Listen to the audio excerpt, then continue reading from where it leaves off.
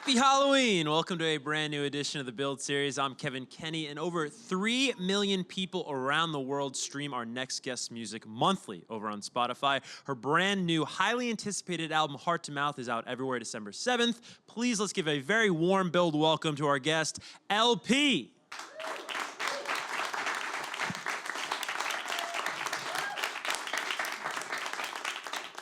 Happy Halloween. And to you. Are you going trick-or-treating later? No. No. You're gonna skip that? Yeah, I mean, I feel like I'm always in a certain costume or something like that. Isn't that what we all are? Yeah, exactly. We're all pretending to be something, right? I think it's really funny, though. I did fly. I had a show in Vegas, like, 2 Halloweens ago, and I had, like, just normal, stuff on. I wasn't dressed up or whatever. And every time, like, all the people that worked at the airport kept going, I got it, man, like Keith Richards or something. And I was like, yeah, sure. And I was like, wow, that's what people really think of me when I'm like walking through, like I'm like a cartoon or something. It's funny. Well, that's how you know you're doing something right. What's Vegas like on Halloween? It's a zoo. Yeah. Like every other day, but like especially then, it's just funny. It's like redundant. Yeah. Basically. Exactly. Well, I always like when we have New Yorkers on the show. We had Ace Frehley, a proud Bronx native, Nice. recently. Just I don't know, Build is such a New York show between the set and we're just 4th Street right there. And then you grew up, I guess, a little bit city, a little bit suburbs, right? So which of each? A little bit of Brooklyn, a little bit of Long Island, a little bit upstate, a little bit back to Manhattan. Wow. So you've just been all over the place. Is that all growing up, or is that now into adulthood? That's in and around, and some post grown up. Do you have a preference? L.A. L.A. Really? Okay. No, just kidding. I think Manhattan is my jam for sure. Yeah. Why Manhattan, not all the boroughs? I don't know. It's just it's the hardest. I like a challenge. Yeah. I think it's like the harshest to me. Like Brooklyn. I love Brooklyn. But I think like for me, the true grit has been here. Like just the folklore is here for me. Yeah. Personally. But I don't know. I think it's like the whole if you can make it there, you can make it anywhere. Yeah. But I feel like. But ultimately, for my life, I think moving to LA or moving to California really changed my whole deal. I feel like I just found my creative muse in that place. It just, yeah. What do you think? It's funny because I feel like some people go out there and they don't find it at all. It's just too true. slow, especially as a native Yeah. New Yorker. So what was it for you? Maybe I needed to slow it down. I think it's also New York is too vertical for me. I think creatively, I just there were like months where I don't look up in the sky. Like I just like very it. I think I feel like it hemmed me in a bit. In comparison, because I feel like I just opened up creatively, writing wise, so much more on the West Coast. So. Did New York make you too hard or too stiff, you think, as an artist? Maybe. I mean, it's just like, I wasn't as loose, So, but, and I love New York, so, and I get to come back here, like, multiple times a year, so, and now, like, I stay in hotels now, which is kind of trippy, because, you never, when you live here, you're like, you don't even think about hotels or anything. Like, it doesn't even seem like hotels exist here, even though obviously they do. Hotel bars, yeah, sure. But, not really hotels. There's actually rooms in those bars above them. Yeah. People are actually living lives. Yeah. Traveling, if you will. Did I read this right? Just getting back to your roots here in New York. Were you really into sports growing up? I was. I played soccer my whole life. Okay. Yeah. And then, do I have this part right? Where it really wasn't until the loss of your mother, was it, that you really got into music? Is that fair to say? Yeah, I felt like life was short, I was like, what? I was raised to be like a doctor or a lawyer, and I feel like I didn't want to be either of those things, really. I just didn't really want to be in school enough to warrant doing those things, and it took me a while to be able to comprehend that you could try to go for something other than that, because I didn't really, I honestly couldn't fathom it. I couldn't believe it. I couldn't even believe, like, I never even thought about moving to the West Coast. That's why I think it holds such, I feel like it was my own, like, I feel like the first of my family, which I think I am, to, like, live out there, to move out there, and I just feel like it's mine, and I feel like I came to it myself, went there on my own thought. You know, there's no. It was just like so, such a different tact for me than I was taught. It's interesting you say that because a quote that you recently shared comes to mind about your creative process and how it's changed specifically with the release of the new music.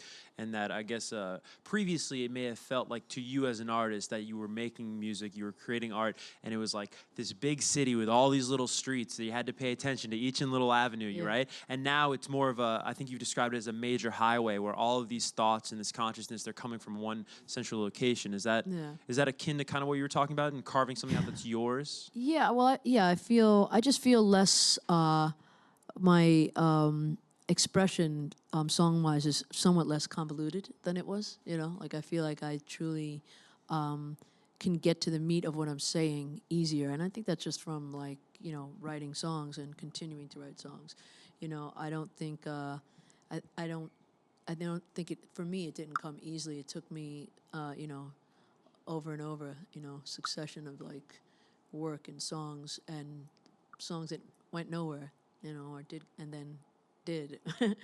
I also learned to like let go of songs, you know, let them just not put anything on them. Like, you know, sometimes you get like I think in the beginning when you're trying to get somewhere, you're always like, or I did this. I would write a song and be like, this is the one. This is gonna do something. I think this feels like something, you know, and then get like kind of like tripped out if like it didn't, like if someone didn't say something about it or whatever, and then I just stopped doing that. I just kept writing and writing, and even if I wrote something everybody was like freaking out about, I just kept writing.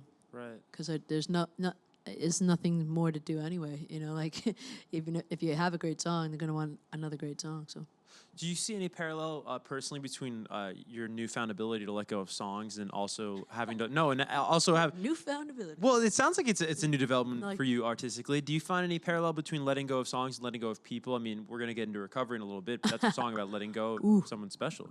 That's a deep question there. Letting go of people. Well, I don't let go of people as easily as I should sometimes, I guess, or like to, you know. But I'm glad I don't, you know. They're people; they shouldn't be disposable, you know. I think I definitely hold on to things, and then I also I think, you know, as a writer, it's like being an actor in a way. You know, you're drawing on your personal experience to express yourself and to reach places emotionally that you can share with other people, you know. It's invaluable. So, I mean, and I've noticed that I can like take years to express something that I went through, or I can, you know, write 100 songs about the same experience. It happens. When you say you take years to write about or express something you went through, is that expressing it in the most accurate way, or is that addressing it at all as an artist? I think addressing it at all, you know. I mean, I think I try to really go there in my head, like kind of feel like I'm there again, you know, when I'm writing about something. And sometimes it's like, you know, this record in particular, I feel like it's there's a lot of tone in it, you know, as far as like I feel like it reminds me of when, you know, when you have a dream and you wake up from the dream and you're like you don't remember exactly what happened, but something felt really bad.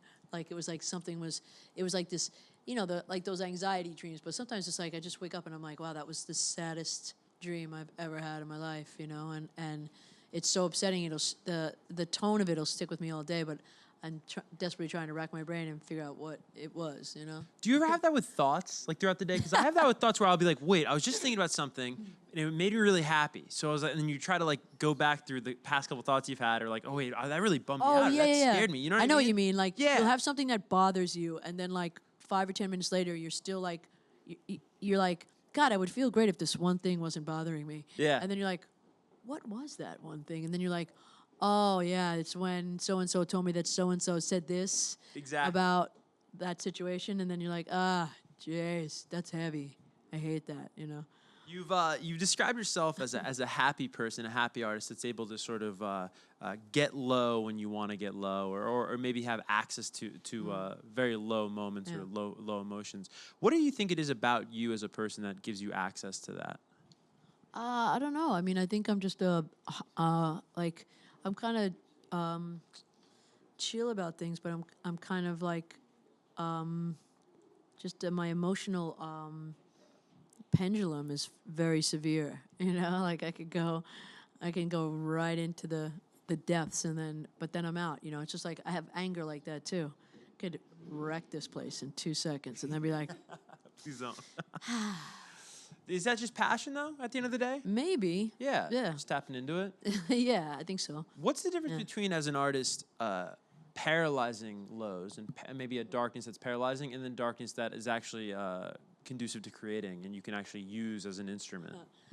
Well, sometimes I think that's just time. You know, Okay. I've had times where I just can't process, or I can't sing. You know, like I had a song where I couldn't. I was supposed to do background vocals for it this day, and I was like breaking up with my girlfriend at the time, and I was like, I couldn't even sing. I was like, it's like the literal meaning of choked up. I couldn't like utter a note, and it's like, and there's been times, on stage I felt like that, but I have to, have to act my way out of it. Yeah, it gets back to the acting, right? Yeah. Be good acting. Theater. Well, let's talk about recovery because there's so much to unpack here. You're talking about drawing from personal experiences. What's really fascinating about this song to me is that you wrote it initially from the disposition of your ex. And then, if I have this correct, after you wrote it, you found yourself in the same position. Yeah, yeah. I was like a lot of songs that I have. I write them to myself, to get myself out of a situation or to feel better about a situation. And that song, I definitely, I realized that it wasn't cool of me or nice of me it wouldn't be cool or nice to, keep trying to stay in that person's life, and I just needed to respect, even though it was very difficult, because I think, I'm definitely addicted to love. I don't think I've taken a break from being in a relationship. I'm like a serial monogamist, for better or for worse. I mean, I wouldn't change it to and be like and belittle any of the relationships I've been in, because I think it was worth it. But I mean, I'm definitely a love addict. I think I can't, and I think when I experienced it on the other side, because I think they're both very hopeless feelings, like being left helpless. Being left is a helpless feeling, and leaving is sometimes helpless because you can't help the way you feel that you want to leave. But having seen both, I think it's definitely more helpless being left. Yeah, that's because you can't, like that old Bonnie Raitt song, "I can't make you love me if you don't." Like that is the worst feeling. It's got to be one of the worst ones because it's just you can't do it. I mean, at least if you're leaving, you could maybe fake it and just whatever. I don't know. Well, it's funny you say that the latter is worse because I think, when it's a mix of emotions. It can be conflicted because you're doing something when you leave someone, you break their heart. You're doing what's right for you. And I think that can be a joyous, positive emotion, but then you also know that you're like wrecking this person. Yeah, like it's a very, very heartbreaking scenario, but it just is life, it's Yeah. that cycle. Yeah. Hey, is it true that you wrote Recovery initially for Leona Lewis? I've been researching that in my own notes, and I can't tell, but I definitely didn't write it for me at the time. I wrote it all about my situation, but yeah, I was just a writer at the time.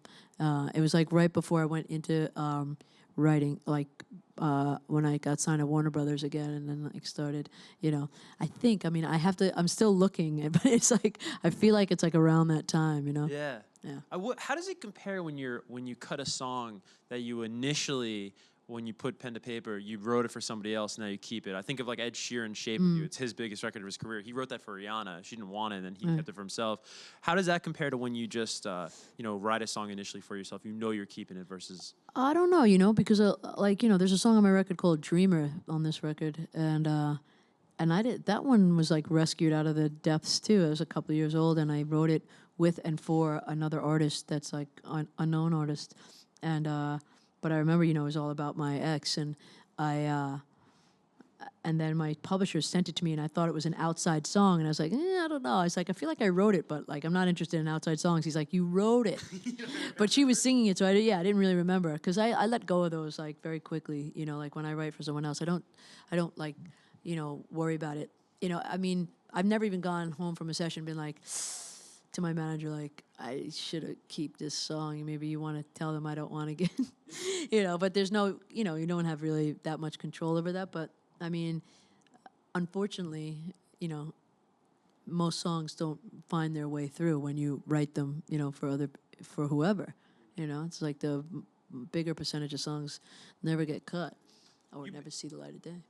Speaking of the songs that did make the cut on this record, Heart to Mouth, you started working this like maybe early 2017 or at least 2017 last year. What's the earliest idea that maybe you collected for the record that made it onto the final? Oh gosh, I mean, well, Recovery is like the oldest song. That's the oldest but one. I think the first song that I really did was Girls Go Wild. That was, I came home from tour and I went out to the desert, out to Joshua Tree to write songs that weekend. And it was kind of a little bit of an issue in my present relationship. Like, you just got home. You're going to Joshua Tree, my favorite place in the world, with your producer and to write songs. I'm like, I am. Yes. And so I don't know. It was just like one of those, that was probably the first one. And a song called The Power. Gotcha. Yeah. Super early on. Speaking to your producer, did you talk about Mike Del Rio? Yes. Now he has some pretty high-profile credits to his resume. Talking to Eminem, X-Ambassadors, just to name a few. Those are hip-hop leaning or just bona fide hip-hop acts with a darker, maybe heavier sound. What do you like working with Mike so much? I work with Mike Del Rio and Nate Campany. And I don't know, I think we just have a chemistry. It's almost like I call them my at-home band, my, studio band. Because I think it's just, there's something about, again, it's like a band, so it's like something about people knowing you and you knowing them and trusting their instincts with yours. Like, like there's a smile that Nate has on his face when I'm doing melodies and stuff that, just makes me want to do more. And like I can tell, like I know it's something, when he looks a certain way. And I don't know, we feed each other's creativity and we're very open. So is it more about maybe them personally and their personality than it is, and maybe just the rapport that you have personally than it is about the kind of music they work on? Yeah, because I feel very, I'm super eclectic, in even my own songs, on my own albums. I really go pretty, I just let it go where it goes, I feel I've always had trouble explaining what genre my stuff is, and I feel really happy about that now because can I curse on here? Yeah. Yeah, because I don't give a shit, I could not give a shit, not give a fuck it, right? There you go. Is that Use enough? all of them. I was all bunged up from not cursing for like 15 minutes. But yeah, I feel like I can, there's a wide breadth of things I can allow myself to do, and they also are eclectic, people. So it brings out the best in us, I think. How early on in the process did the title come clear to you? I said that in an interview somewhere in the last year and a half or so about how I felt about it, because someone was asking where the songs come from and where I start, and I usually start melodically. And I often like to have a title or like some words first, but I like to get the melodies. The melodies have to shoot out first, after we get the music down. But and I said, yeah, it's just this thing, like when I can feel it in my heart, and just like it just usually all my songs are like the first or second pass I do for melodies, and I know that that's like straight from my heart because it just comes out, Yeah. And then I just thought it was a cool title. No, it definitely is. And I think the big takeaway from people that have heard the music is that you're really shooting from the hip on this one. But what was curious to me is that, and this is obviously not a necessity as an artist these days, but on a record that is so transparent and so honest, why were you so adamant about staying away from politics and wanting to leave that out of art? Some songs didn't make this record. This is also like, there's only so much time in a day, especially with what I'm doing. So there's a couple songs that didn't make this record, and I was a little bit disappointed because one of them in particular called Churches, which will go on the next record, didn't make it, and that was like kind of my political statement for this record. I think you can't. For me, I can't force political songs or whatever. I mean, I think, and I don't think that there's anything wrong with like writing about emotions and relationships. It's just wherever you're at, and there's plenty of people that you can go to for political songs that get it right. But I've heard people try to like force feed a little political enlightenment on people, and if it's not right, it's not right. So Yeah, it's got to be authentic for Yeah. sure. What's one song we have not heard, or maybe the fans haven't heard off this record that you're really excited for them to get on December 7th? Oh gosh, I think "One Night in the Sun" feels really, really cool to me. I think it's a song called "Special" that I wrote about. A friend of mine, Renato Lopez, was murdered in Mexico. A really good friend of mine, and I wrote that about him. And I was like kind of a dark spot, in my life in the last couple of years. And I never got to. I was away in the middle of doing all these shows, and it just threw me for a loop. It's like the first time I ever lost a friend in that way. And so yeah, that song "Special" is pretty cool, and it's kind of a super rock moment for me. Nice. But I don't know. There's a ton of songs on this record. I'm excited for people to hear. I feel very. I don't know what's going to happen with this record as like no one does. But I feel. I feel good about it. It feels like it's where I'm at right now and what I had time to do. Yeah. Or like you've said in the past, if they like it, that's great. If they don't, Yeah. F it. There you go. All right, well, we've got these great fans in attendance, and we're going to get to a couple questions right now. The first is going to come from over here. No, I lied. It's going to come right over here. Hello, my name is Anna, and I would like to say that you have such a beautiful voice and style. Who is your favorite singer or artist who inspired you the most? There's so many. I mean, but gosh, I mean, I think probably Freddie Mercury is like one of my favorites. I feel, and or Roy Orbison, somebody like that. Just like a lot of, just like these like live wire emotion singers, almost like with a little bit of an operatic bend to them. That kind of stuff speaks to me because I like the mixing of like a classical sound almost in a rock format. So yeah, thanks. Great question. We have time for one final one. It'll come from right over here. Hi. Hi. Similar to that, you mentioned writing songs for people other than yourself, and I'm wondering who is somebody that you'd really like to collaborate with in the future? I don't know. That's such a hard question, and I should get better at it because people often ask me that question. But I don't know. I feel like that person is coming to me more so. Like not, it'll just happen. But I do love Bruno Mars. I think he's just one of the greats of our time. And I love his voice. I love his his depth. He's cool. What about Noah? You and Noah Cyrus. Do you have a song out? I love Noah Cyrus. Yeah, working on a song? What she was that? kind enough to include me. I didn't write the song "Punches," but she asked me to sing it with her, and I was honored. It was really cool. I love her new EP. Yeah, It's sick. that is cool. Yeah. How'd you find out she was a fan? She told me.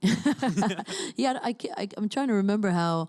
I think we hit each other on Instagram or something like that. Yeah, and she. I was just kind of like, really? Oh wow, cool. And I heard she had sung my song "Switchblade" at her shows. Yeah. Sometimes, and then we want to write together. We just haven't had time, but yeah, it was really cool icebreaker. Her having me sing on her beautiful song. I love it. That's awesome. It's very cool. Fortunately, we're out of time right now. That's all we got for today. But thank you so That's much cool. for stopping by. This thing is heavy, man. Is it heavy yet? I've been like, I guess I'm used to it. yeah. Damn. All right, well, guys, thanks so much for watching at home, I should say. And remember, Heart to Mouth out everywhere December 7th. We'll see you soon.